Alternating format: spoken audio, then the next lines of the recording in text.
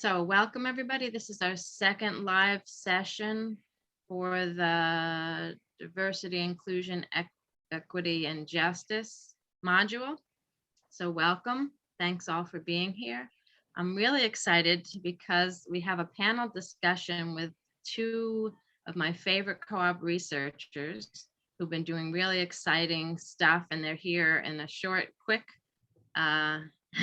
period of time to tell you about what they've been doing. And we're framing it around trying to understand what policy looks like for co-op development with a racial justice lens, often led by people of color, especially Black leaders we're going to be talking about today, and sort of how to build that ecosystem of support, especially at municipal level, but also, again, how important the leadership is and who's in the leadership, that kind of thing. So what I've got is we've got two scholars who are going to give you about 10-minute overviews.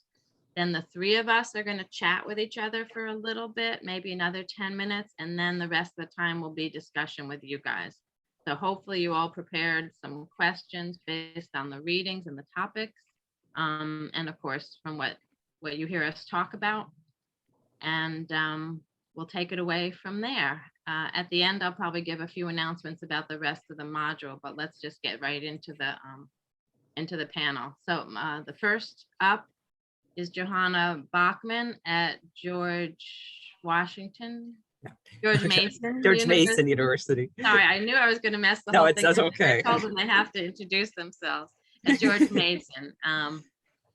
And the author of, you read one of her a chapter she did on co-ops in DC. So take it away, Johanna. Thank you. It's so exciting to be here. It's like I'm getting to talk about one of my favorite topics. So I put in the chat my article. You guys already have it, but the article, I also put this blog that a group of us in DC put together some time ago. And then a Wikipedia entry that I wrote about Cornelius Cornbread Givens. So this article is really about DC and about its own particular cooperative movement and the specific things that DC has, the issues and resources that DC has. Then I go back to the 19th century, and then I go forward to the 1990s. And also that this, I'm really also emphasizing a city, and I'm also emphasizing a wide range of cooperatives. So I'm interested in a whole bunch of different things and how they work together. But specifically today, I want to talk a little bit about the role of Black leadership in this history in DC and why Black leadership matters to DC's cooperative movement. And in DC, there is a long history of cooperatives already, and specifically African-American cooperatives, especially in the 1930s. These were incredibly important, but also enabled by the New Deal administration. The New Deal administration was trying to figure out how to support job creation during the Great Depression. And Nannie Helen Burroughs in DC was a organizer along with others in Northeast DC. It was a group called the Cooperative Industries. And there were a whole bunch of other cooperatives. And what was really important for the DC case, and it also matters in other parts of the United States, but really matters in DC, is that Washington, DC was, first of all, a segregated city, especially segregated in the 1920s and 1930s. But also it was a city without any local democracy. It had been taken away in the 19th century and would not return, but until the 1973, there was an election to have home rule be returned. So this meant that there wasn't a place for democratic participation. And so cooperatives were actually a space for this democratic participation, to have control over one's life, have autonomy over one's life, and also create jobs in a segregated environment where you might actually have jobs that are better for people in general, but also jobs that might be in places that are integrated too, that maybe provide for more higher incomes and things like that. So this was thus a great interest among African Americans in DC in cooperatives, both from this particular situation, but also there is a broader interest in cooperatives, as Jessica's book shows, across the United States, networks of people that are basically on the left, radicals interested in, not only radicals, but I'm interested in them. They are interested in cooperative systems. So in 1975, home rule actually is implemented in Washington, D.C. And this brought a whole bunch of African-American leaders to top city leadership, especially the mayor. And in 1979, Marion Barry was our mayor, and he was a very famous mayor for many, many reasons. There were also African-American city council members. What's important about these people is that primarily, while not completely, this was a Black power city and a radical left city. And they brought with them an interest in cooperatives as part of this perspective that they had. And they had connections across the country with other groups working on cooperatives. So the guy, Cornelius Cornbread Givens, that I gave the link to, he was someone from Newark, New Jersey. He then moved to Jersey City, New Jersey. And he was interested from a very young age in cooperatives. He was extremely poor and was trying to figure out ways to end poverty in a way that would be create a new kind of world. And so he saw cooperatives as a cooperative, like ecosystems, as a way to do this. So he was really very focused on cooperatives as a way for poor people of color to create a world in which they would thrive and have control, have democracy, and have meaningful jobs. So he was connected not only with Newark, but he was also connected with farming cooperatives in the South. And these farming cooperatives were in dire straits because of during the civil rights movement, they were coming under attack because they were supporting voting in the areas. And so they couldn't sell their goods. So they were made linkages up to New York City and to New Jersey. These connections allowed for this food to come by truck that Cornelius Cornbread Givens was helping with the networks to bring the goods into New York City to sell at farmers markets and other places. So these are just, just a few of the Black Power networks that were working across the country. So he was part of this. And he envisioned this developmental plan that would be, and I called it in my article, producer cooperatives, but I'm pretty certain, I haven't looked back at the document, that really these are worker cooperatives. I just gave it the wrong name. Worker cooperatives, he said that the system needed to have worker cooperatives, consumer cooperatives, credit unions, low-income housing cooperatives, and then a local charity that would be funded by the cooperatives, and that this charity would then be itself a cooperative that would include the entire community. And then that this charity would then fund jobs and also provide various forms of democratic control of people's lives and equality and community wealth. So he saw that these all needed to come together, and he worked very hard across to sort of implement this idea. He then is hired by Marion Barry to come into the Barry administration in DC. So Marion Barry at this point is an African-American. He's coming out of a Black Power movement. He's coming from the South. And he is bringing all sorts of people into the administration. And it is seen at this time as being this great hope for a new kind of city. DC was known as the plantation. It was an extremely segregated and racist city. And so there was hope that this would change fundamentally and that Marion Barry would bring a sort of way to do this. And so people were very excited to work with him and to come and try these things out. So Cornelius Cornbread Givens was trying to implement this in Washington, DC. We do see an increase in all sorts of cooperatives in Washington, DC. There's a lot of low-income housing cooperatives are quite large in number, though New York City has a lot more. There are many, at this time, there are many food cooperatives and other kinds of supportive cooperatives. And then on the link with the Co-op DC link, I link it to a directory that I put together of the different cooperatives that exist today and then ones that existed in the past. You can see there's just a huge number of cooperatives in the past. We only know bits and pieces about these histories of these past cooperatives. I mean, I find people and they tell me things and I put it on the directory. But I think it's interesting to remember this history about Washington, D.C. and it's really quite important cooperative past. And I think these cooperative pasts are so important too to have resources for the future, right? And to understand what you might be able to do, but also to know what the problems are with this. And so DC got into, Cornelius Cornbread Givens had a lot of trouble with implementing his vision, even though there were many, many people, grassroots organizers involved with cooperatives, and there still are today. There's a lot of excitement in grassroots movements for cooperatives in Washington, DC. One of the problems that happened is that they were very tied to Marion Barry, and Marion Barry came under attack and was arrested. And there was another person that also was arrested for corruption.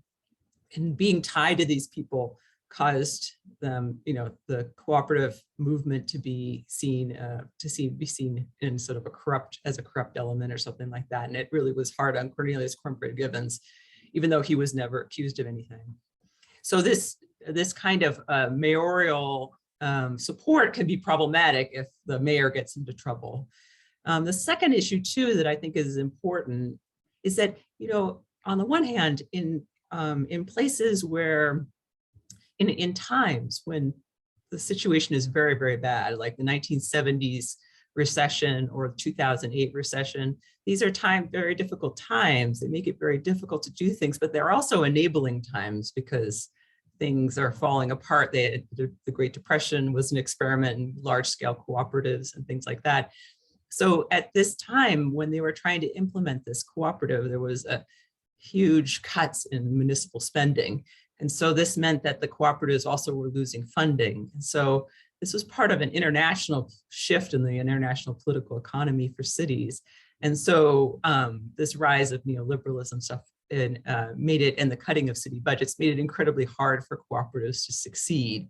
So they were in a kind of complicated situation where they are in a place where they actually can experiment because times are bad. And at the same time, the times are very difficult internationally, and so they're having a hard time. So those are some of my ideas for that. So I look forward to our conversation. Thank you so much. And now I'll introduce, I forgot to call you Dr. Johanna Brockman. Sorry, Dr. Stacy Sutton at University of Illinois at Chicago, who can introduce herself, and she's got 10 minutes to talk to you also about her work with municipalities and Cooperation Jackson and Black co-ops and leadership.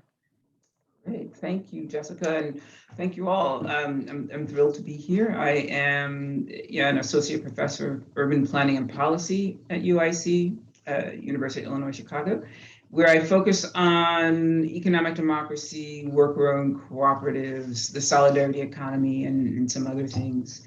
And I believe that you received the paper that I wrote around cooperative cities. So I'm going to kind of start there and then just talk about where I think we are at the moment, and then we'll have time to open it up for a conversation amongst the three of us and then questions.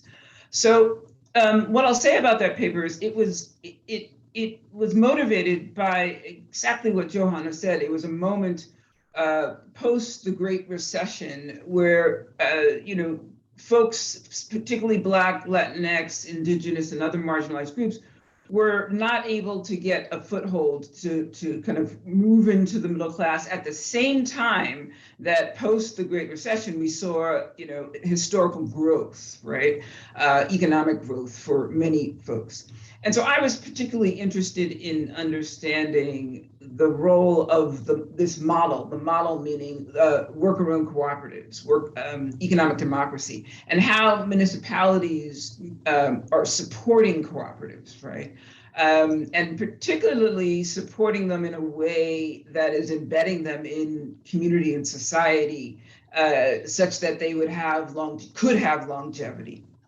And so I was looking at cities that created these kind of enabling environments for worker-owned cooperatives to start and be sustained, right? And so I created this typology of cities. I think that study then helped me to better understand what was happening on the ground, in the sense that there were a number of cities that were implementing policies or had started policies or were putting resources toward worker-owned cooperatives, largely because they understood that the conventional economic development was not working, right? People were not getting these jobs, were not trickling down, and so forth. But what I learned in doing that study was that the places that have the most robust kind of cooperative economy are places where there's a grassroots-led movement, right? It's grassroots-led, and then the city may support, but it really has to be, and historically it has always been, a grassroots-led movement, right? And so while this particular study didn't focus on Black communities or marginalized communities, it was really just looking at what cities were doing, the different policies and practices that are very much within the purview of a city, of a municipality, right? They can provide land, they can provide buildings, they can network folks and provide leverage and so forth. I wanted to, so after that, I finished that, I really wanted to study, and I am studying these grassroots movements, right? And that came about through my understanding what was happening in Jackson, Mississippi. And I don't know how many of you've heard of Cooperation Jackson. I guess I'll just ask, have folks heard? Okay. So there's a lot to say, and I surely can't say it in the next 5 minutes. But between Jessica's book, Jackson Rising, the book that was written by a number of folks that are part of Cooperation Jackson, and then just spending time with some of the founders and being there, going and meeting folks and better understanding what was happening, I realized that there's something very unique in that model that was not captured in any of the other cities that I identified, largely, as I said, because those are top down. And, you know, when you start to look at what's happening, kind of, the ascendance of worker-owned cooperatives and the places where they're growing in places kind of in the margins, right? These kind of interstitial spaces in many cities. And I argue that those that I think will be the most sustainable are those that are able to operate within these enabling environments, right? So that you have municipal leaders that are not trying to kind of control the way in which these cooperative structures are manifesting, but they are providing resources, and resources could be financial, but it could be technical assistance. So essentially, the municipality's role is to strengthen the ecosystem so that folks on the ground can do the work that they set out to do.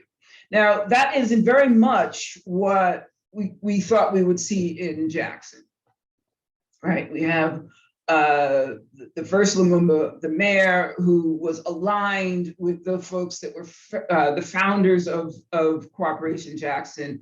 Then he passed away and his son became the mayor.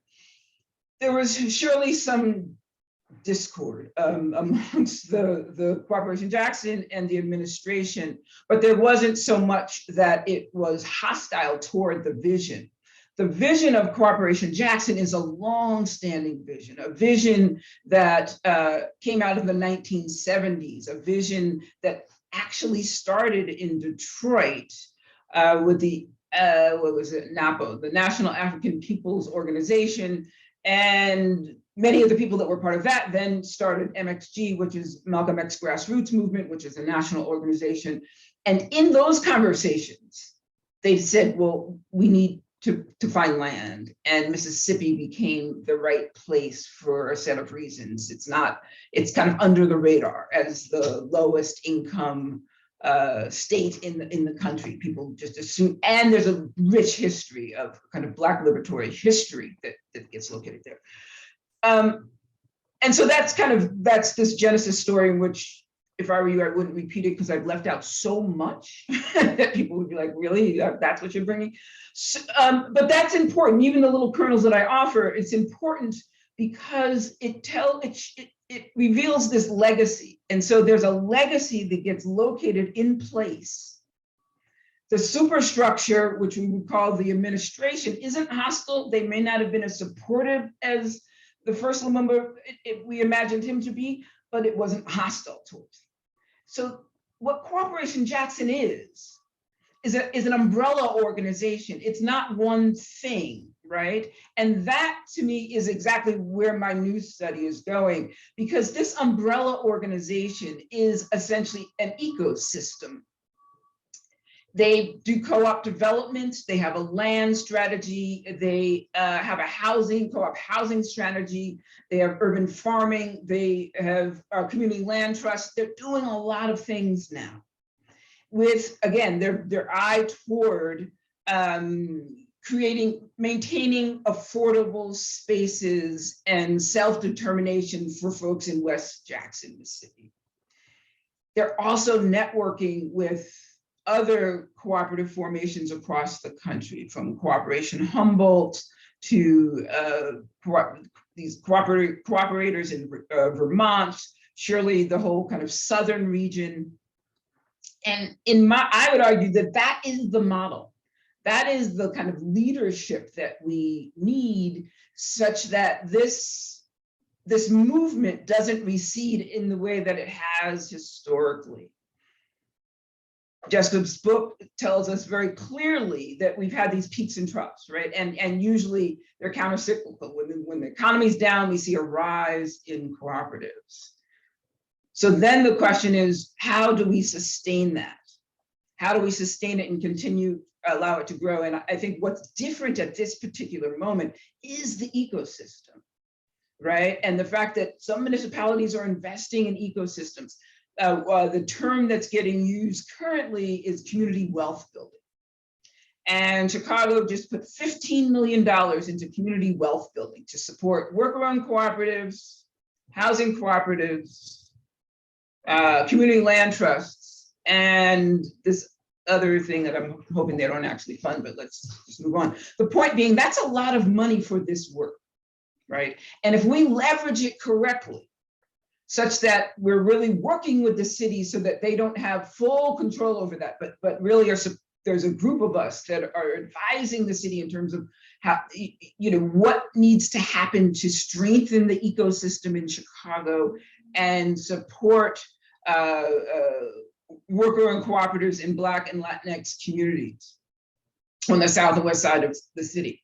If we can do that over the next 2 or 3 years, the length of this money, I think what we'll see is that we're able to embed it in place such that even with a change of administration, we are building this infrastructure and we're attending to the ecosystem, the technical assistance, the co-op developers, whatever the legal frameworks that need to be enacted, if they need to be enacted, building public awareness, all of the things that are necessary and look different from city to city.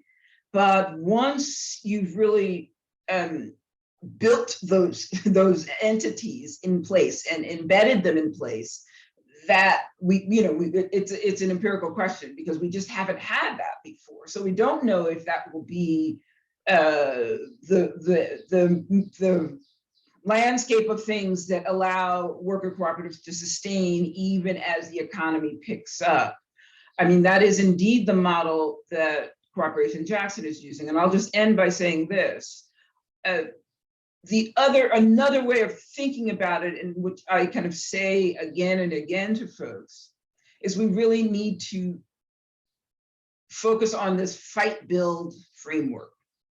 Fight meaning the long, struggle of toward Black liberation, Black freedom, or any oppressive system, dismantling any oppressive system. Folks need to stay in the streets and fighting and resisting these forms of oppression. We've been doing that for years. with marginal gains, but gains, iterative and cumulative gains. But you also have to build, and they have to go together. The organizations that are fighting and resisting and mass movement building, the degree to which they can also start thinking about building solidarity economy, building worker-owned cooperatives, I think that might be the missing middle that we just haven't brought them together as clearly and as succinctly as we're starting to. And I'm hopeful that that will be one of the things that we need. So I'll end there and open it up for questions. Thanks. Yeah, we're going to talk among ourselves for a minute first. Thanks, Stacy. Great. Yeah. And that, yeah, Aaron put in the chat, that reminds us, we talked last time about eternal vigilance, right? Achieving real justice it's a continuous process, right? You don't just, you're not suddenly there. It's a long process, but it's also continuous. And you keep learning about how to do it and how not to do it. I have a question for both of you, and then I think you guys have questions for each other, and I might have a second question, and then we'll definitely open it up. But I did want you each, Johanna for DC specifically, but to each talk about what are the kind of, you keep talking about enabling laws and ecosystems, but what are those like what does an enabling law look like? What did DC's law, the one that they finally did pass, what did it look like? What did it include? And was it successful? And then Stacy, sort of, what you started at the end to kind of say what you thought was an ecosystem, but could you talk about what kinds of policies create the kind of ecosystems you're talking about? So either one, I guess Johanna, go first, and then Stacy. Well, I mean, this is just a common problem all around the world, is that creating the laws that allow for cooperatives to function, right? And so in DC, originally, they had to create a law that would allow people in DC to open cooperatives in any sort of way. They were relying on some laws that were in other states. And so, but that becomes a real problem with to not have a law that can enable you to open cooperatives of a variety of sorts. And also having the cooperatives have the rules that cooperatives value, right? Like the one person, one vote, and things like that, of course, is also extremely important and might be neglected by people that are interested in, policymakers more interested in community development may put aside the democratic aspect. So one has to be vigilant in that front.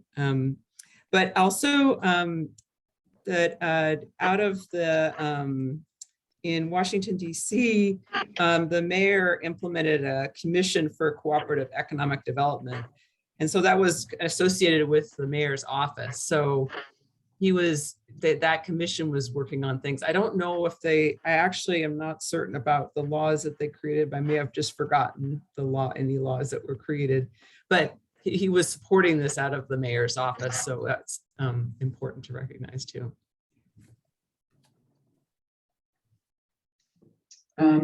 So, quite honestly, I don't really, I wouldn't say there's specific laws that need to be passed, right? There are places like Jackson, Mississippi, for instance, in which there is not a legal framework for operating a broad array of cooperatives, meaning they have laws that allow for agriculture and utilities, but other types of cooperatives have not been written into whatever cooperative act already exists.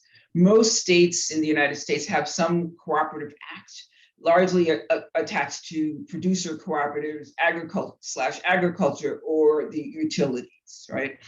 Some folks argue that there should be very specific legislation to enable worker-owned cooperatives, and that's an ongoing debate as to whether it's necessary or not, or can just form worker cooperatives as limited liability corporations and so forth. I think it varies.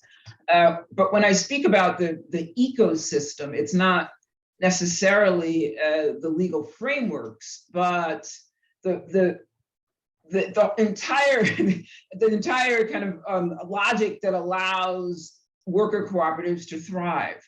the things that we take for granted when we're talking about a for-profit enterprise, because we're trained in individualism and entrepreneurship and capitalism from day one.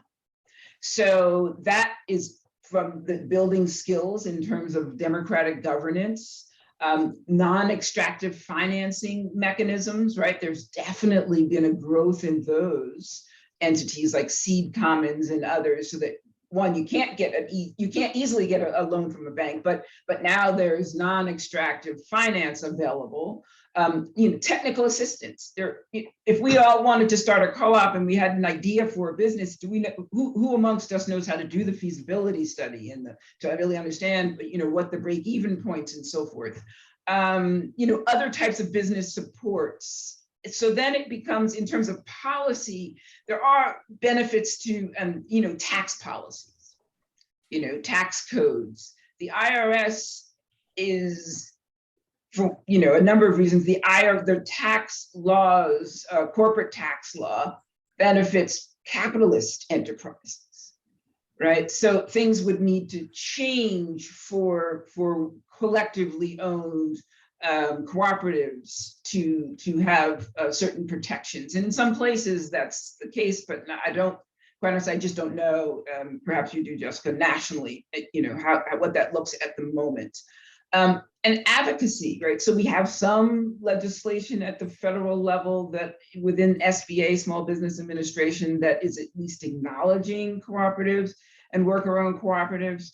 One of the reasons people are pushing that at the local levels is because it helps to build that public awareness. It helps to create this sense of normalcy around cooperatives. So when a group of co-op worker owners, what have you, seek technical assistance or they seek a loan and say they're formed as a co-op, it's not this people, the loan officers and others are not looking at them like they're, insane.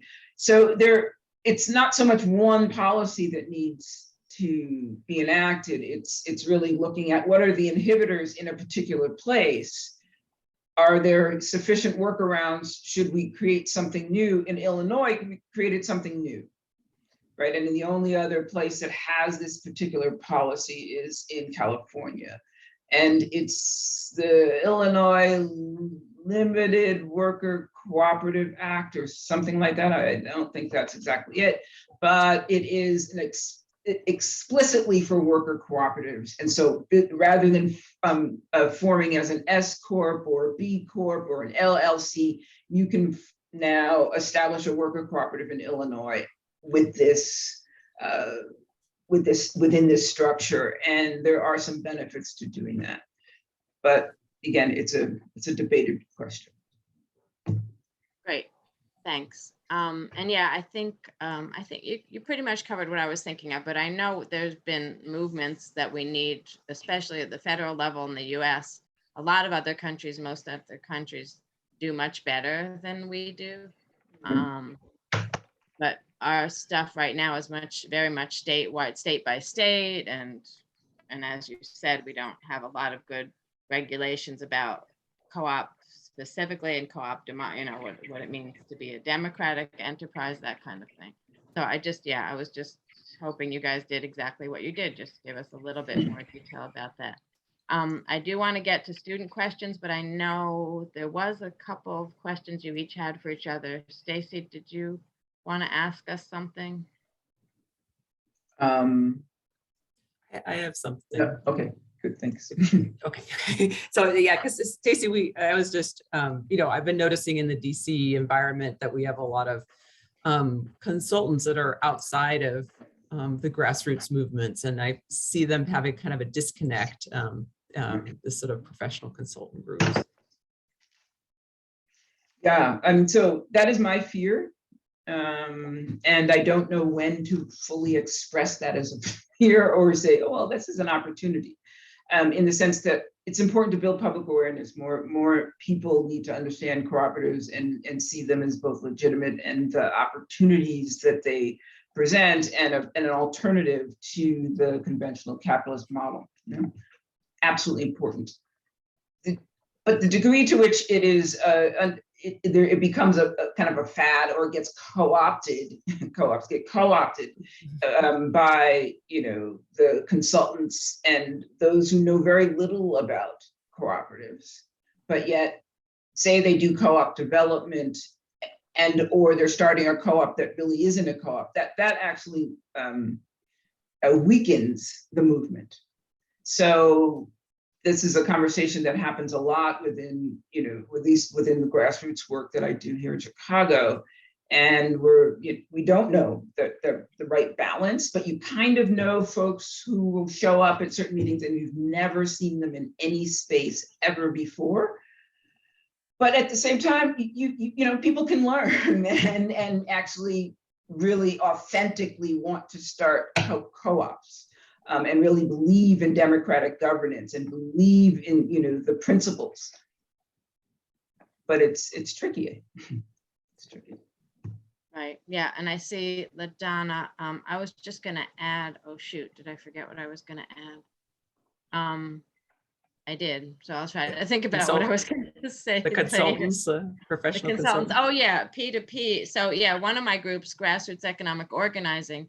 We've been really focusing on what does peer-to-peer co-op technical assistance and co-op development mean. So people who already have been worker owners, who already are in the cooperative movement, helping to train other people, and how to explain that that's an even more important, better is a horrible term, but a more effective way sometimes to do training, and especially to get away from the professionalism, the outsiders being the trainers and training more in the business format, right? I know the National Cooperative Grocers had that problem. They were using grocery technical assistance for just how to do a real grocery store, how to do a non-co-op grocery store, but they didn't really understand the co-op part and the consumer ownership and the worker rights part, and so they were trying to figure out right, that kind of thing.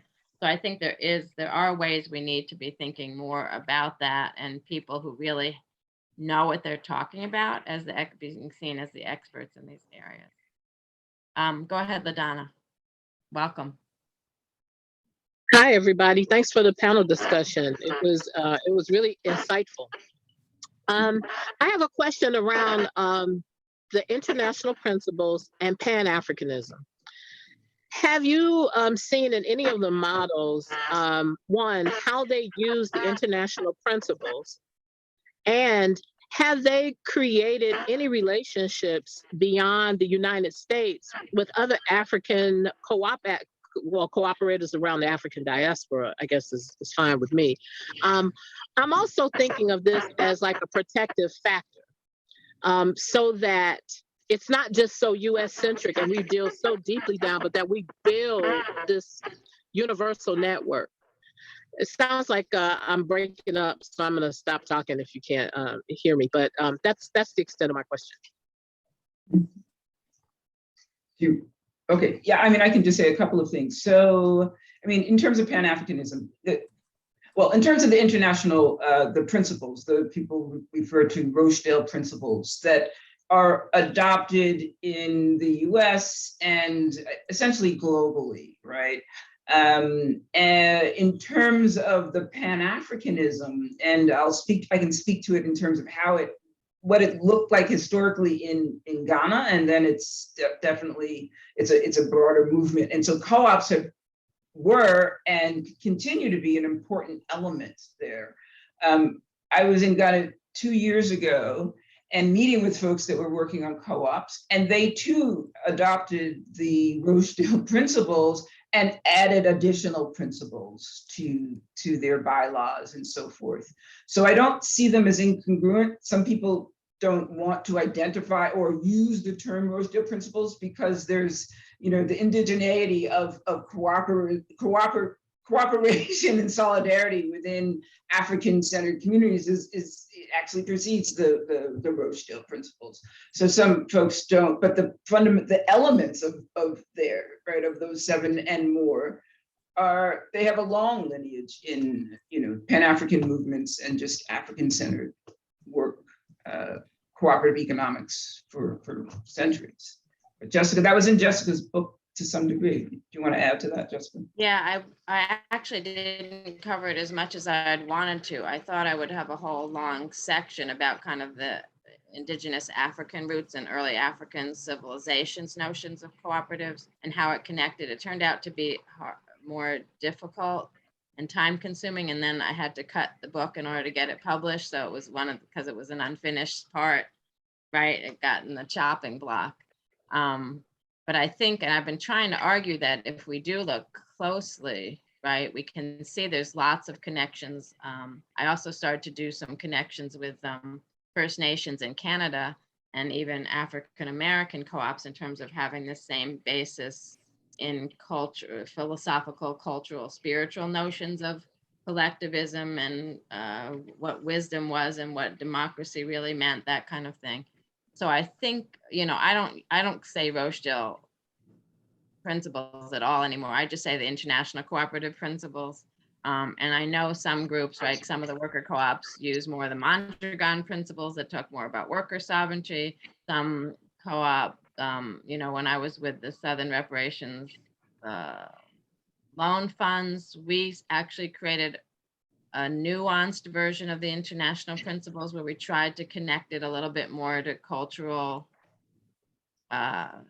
stuff. I can try to remember where that is and share that with people. It wasn't that much different, but we used the international principles and then explain them in a little bit more detail about what they meant for subaltern communities, kind of thing.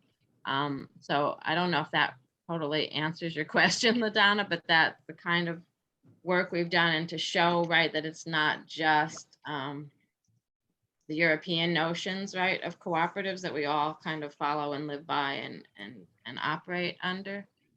And I usually start any of my discussions about co-ops saying that it's a human thing, right? It's not a European. Europeans didn't found co-ops. They might have been the first ones to codify a set of principles and around an international movement, right? But all human beings, really, I'm now arguing the first economic system for human beings was cooperatives, cooperation of some kind, and economic solidarity, that we couldn't survive without it. And that's really what we come back to all the time. We just have these regimes, right? We're in the capitalist regime now. We were in whatever, slavery and mercantilism before that, and whatever right, those are just regimes on top of what the real economic relations are in human beings, which is solidarity and collective cooperative. I see a lot of stuff happening in the chat that I can't keep up with. Sorry, go ahead, Johanna, and then. Yeah, I just wanted to, there's this article, Amanda Huron talks about housing cooperatives, but she has this article about people in DC working with people in Johannesburg. So it's just a small little teeny story, but I wanted to just highlight that. And thank you, Jessica, for putting it that way about the regime. That's brilliant. I like that. So thank you. Yeah, and I just put Cooperation Jackson. They have 13 principles. So. Right. I'm looking for more of my students to participate here. And I'm about to put in the chat something that also Stacy said that I forgot that I'd wanted to talk about when she was talking about the struggle for liberation was also about the struggle for economic democracy, which is also things that I've started talking about more too. And two of my favorite more current examples are the Black Panther Party and the Movement for Black Lives. And in both those cases, their major struggle, right, was against police brutality, right, against actual overt oppression. But if you look at especially the Black Panthers, what they actually were doing and achieving, they were doing community-based democratic economic development at the community level. Most of their actual activities were really collective cooperative activities, what they called survival programs pending revolution. And then Movement for Black Lives, again, started out against police brutality and state violence and all that. But they also, if you look at their platforms, they have a whole thing about economic justice and community development and that kind of thing. Eva, is it Eva? Eva, and then Andres, and then LaDonna again. Thanks. Yeah, I'm based in Vancouver, and we actually have we're one of the rare cities in Canada that has political parties at the municipal level. And so I work for BC Cooperative Association, and we've been kind of developing a strategy for how can we have more of a collaboration with the city of Vancouver. So I was wondering, just from hearing all about this history of municipalism and cooperative development in BC and Jackson, and seeing cities as leaders in the cooperative movement, where have you found like political allegiances? I'm just curious, kind of from that perspective, like how to build more of that broad-based political support at the municipal level. So political allegiance. I don't know if I would say political allegiance. At the municipal level, when you say where have we found, I mean, I think it was New York. That was surely an example, but also in Minneapolis, in Madison, now in Chicago, but for very different reasons. And it's almost always a champion in office, maybe not the mayor, but a champion in the council that is advocating to the mayor that we need to invest in these things. But I'm not sure if that answers your question. Yeah. I mean, they're all Democratic. I mean, you know, US, we have two parties that are kind of. So there are a few Republicans who believe in co-ops, but I don't think that's been at the municipal level. Not at the municipal, yeah. I can talk a little bit about history, but I thought Johanna was nodding about something. No, I was just nodding in support of what people were saying. Okay. Yeah, I mean, one of my favorite examples is the 1880s in Richmond, Virginia. And that was a coalition, a radical labor group that also became a populist political party. And they ran on a platform of integration, right? So this is 1880s, the beginning of Jim Crow and the Ku Klux Klan, white supremacist terrorism, backlash against the Reconstruction period, for any of you who know your US history. But the Knights of Labor was very progressive. Union also did co-op development, believed in worker co-op development among its members, believed in women's leadership, Black and white, integrated labor force, et cetera. And they took over the city council of Richmond, Virginia at a time when the city council was becoming much more conservative and was about to rebuild their city hall with convict labor.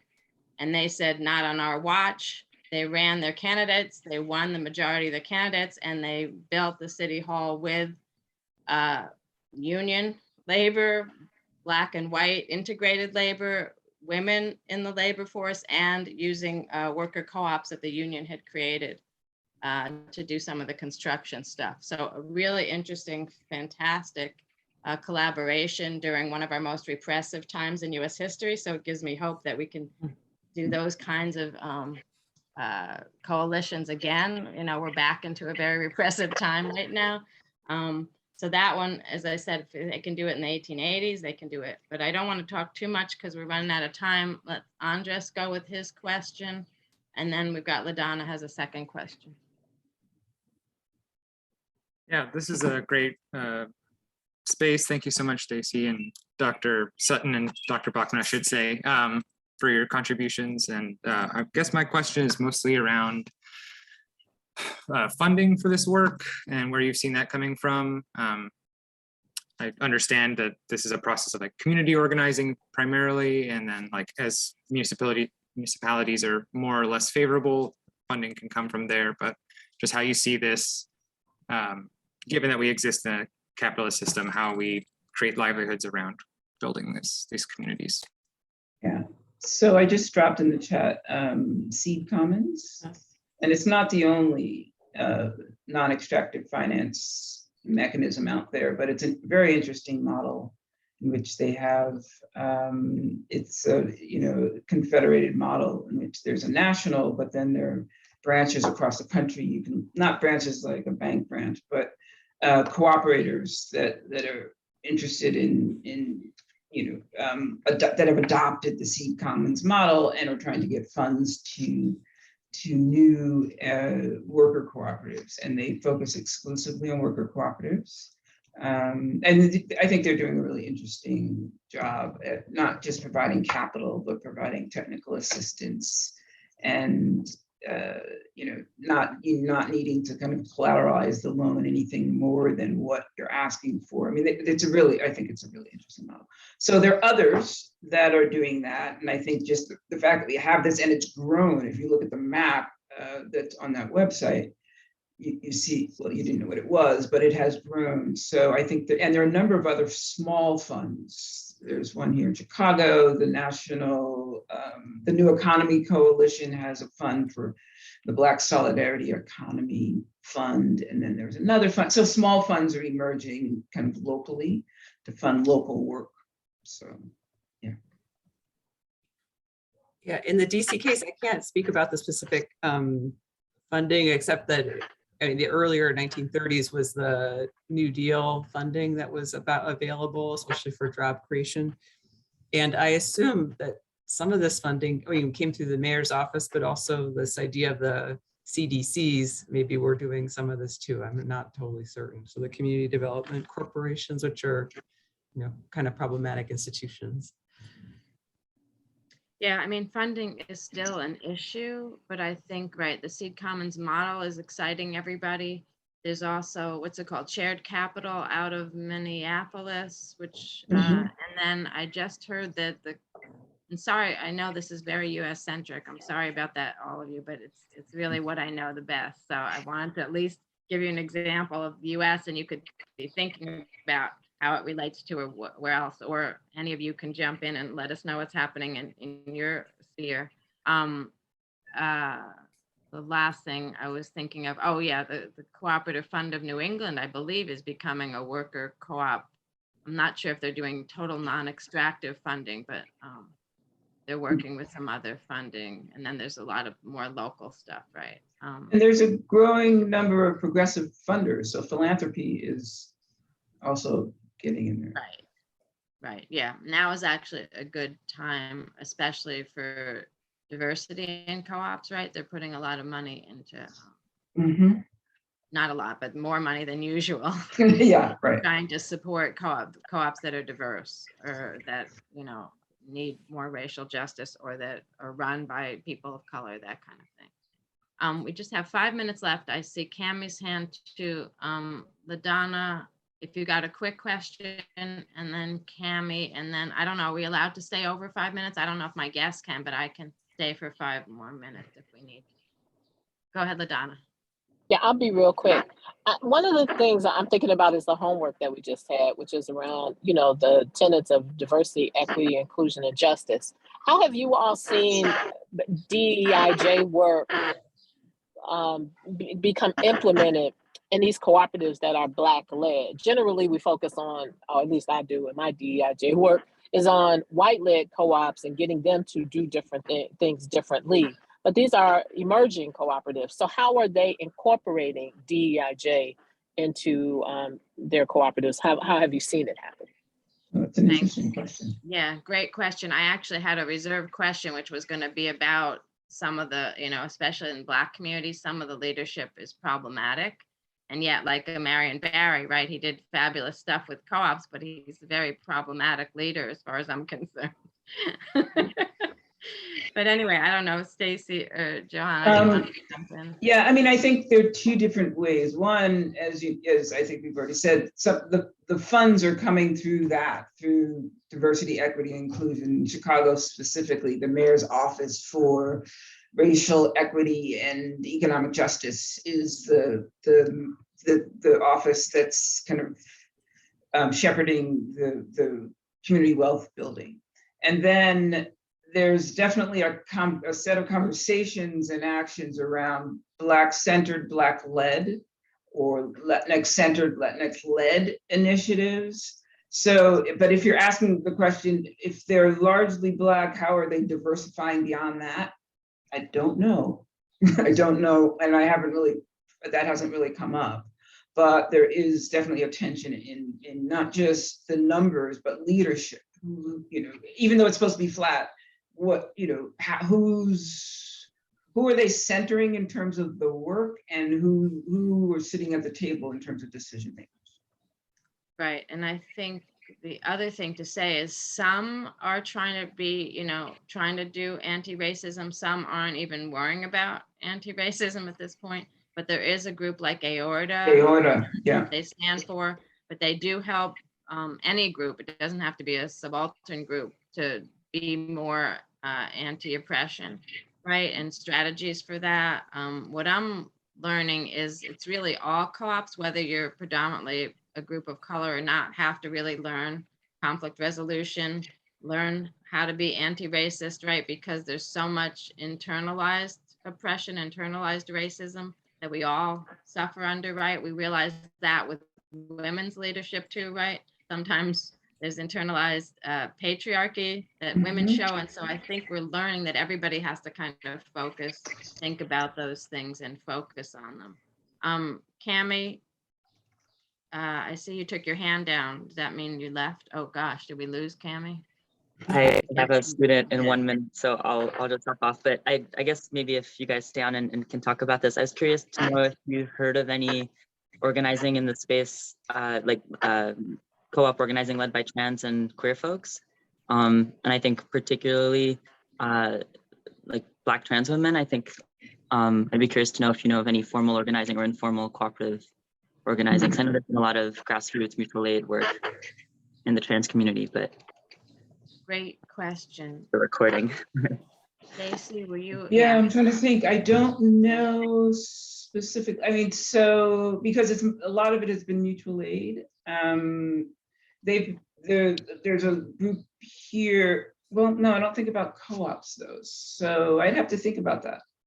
It's a great question. They're part of. I know in different cities, organizations, trans, queer organizations are part of collaboratives that are trying to form co-ops, but beyond that, I don't know. Yeah, I haven't heard of any caucuses, right? Trans caucuses, but they're definitely, like I have a student right now at John Jay in New York City who's thinking about, she's in my master's program and she's thinking about, what that would look like in this movement. I know that in the Bronx, there is, I think it's a beauty parlor, worker-owned beauty salon that's trans that just started. So I think that's what we're hearing now is these little individual cases of trans, especially intersectionally trans people starting to use the co-op model. But I don't know that there's any kind of movement or caucus.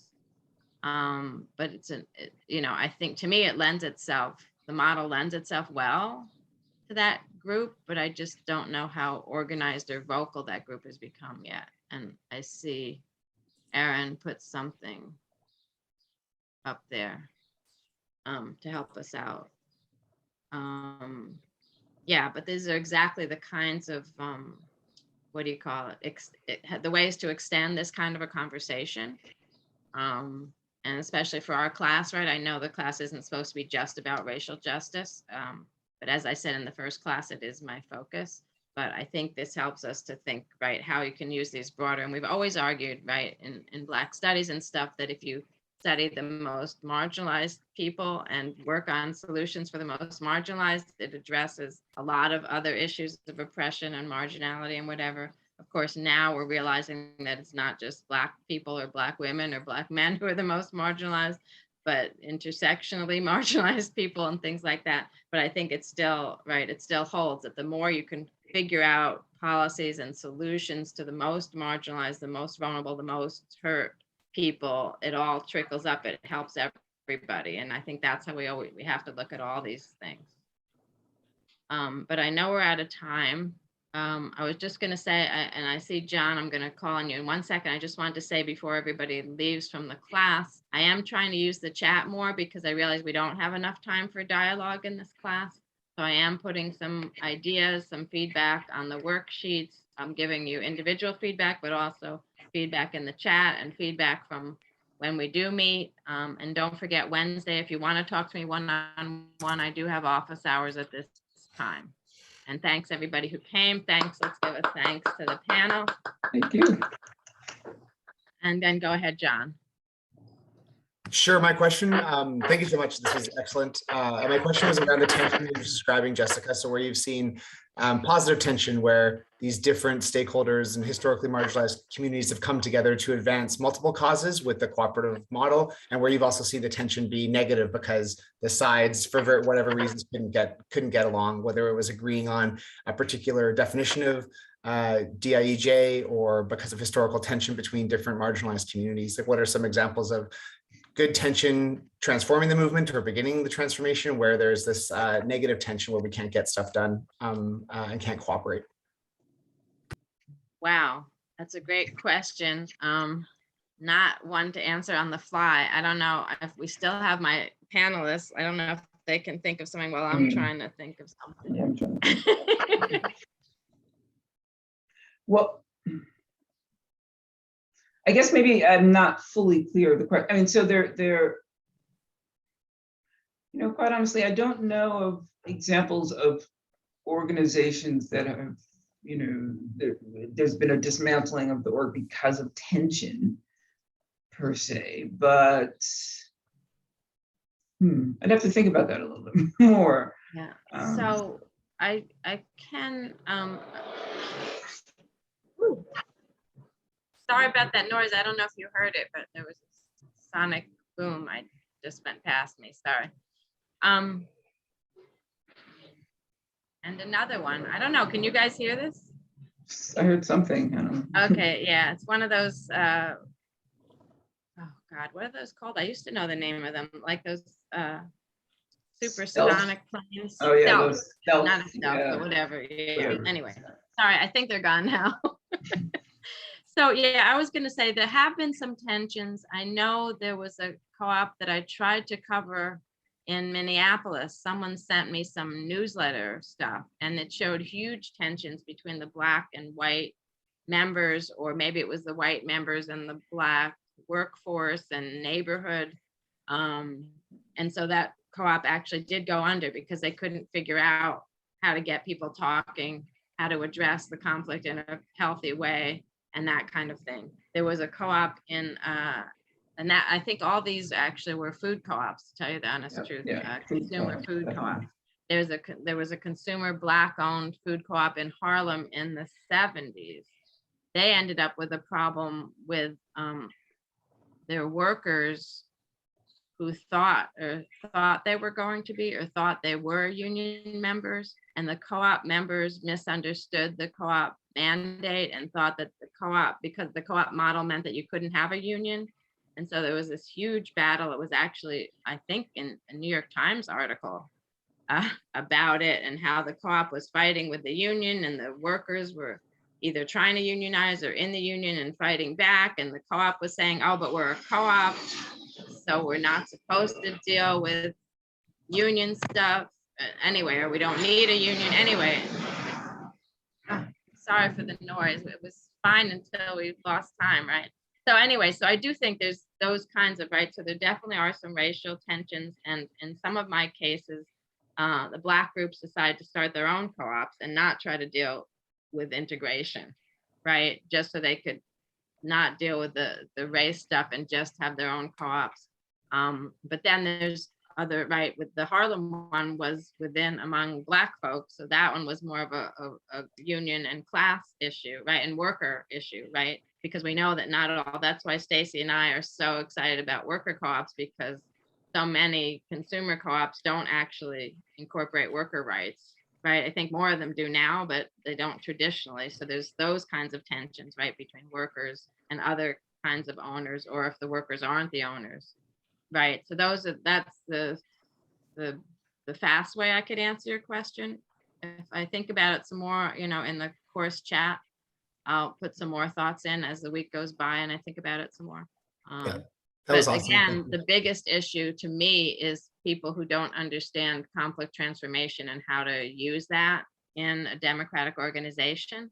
And so I'm a real, right, I tell people all the time, one of the lessons is we've got to figure out how to make decisions together and how to address conflict, no matter who we are.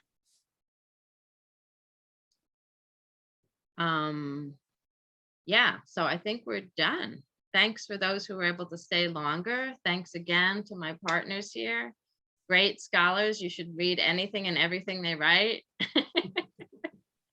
And I will see you guys on Friday, and anybody again who wants to talk with me at office hours on Wednesday. Thank you all very much. It was really very interesting. Yeah, thank you. Great questions.